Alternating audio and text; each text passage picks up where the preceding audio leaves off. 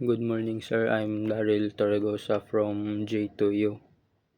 The differences between Ayala Region A and Ayala Region B primarily concern the color schemes used for buoyage system to indicate navigational channels. Here is a there is a detailed explanation. Number 1. Ayala Region A. Geographical usage used in Africa, most of Asia, Australia, Europe, and India. Color scheme. Port left side, red buoys, starboard right side green buoys, meaning when returning from sea, red buoys are on the port side and green buoys are on the starboard side.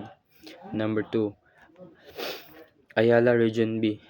Geographical usage used in North Central and South America, Japan, Korea, and the Philippines.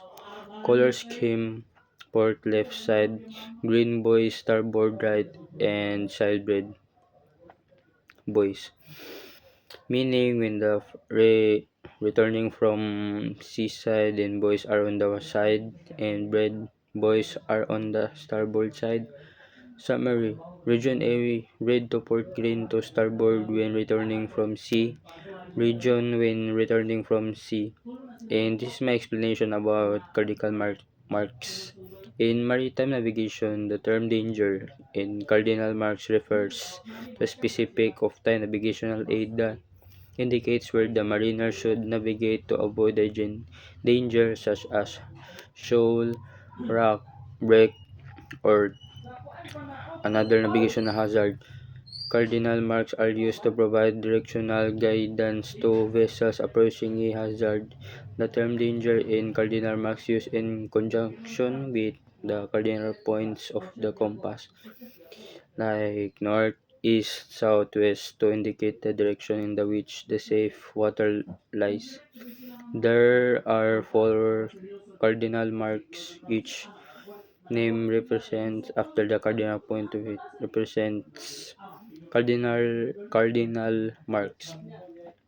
Cardinal marks are positioned to indicate the safe water lies to the north, east, south, or west of the mark. They are used to mark danger and guide vessels away from hazardous areas. The marks are identified by their distinctive color, stop marks, and light characteristics. Gener- General meanings: North mark, safe water is to the north of the mark.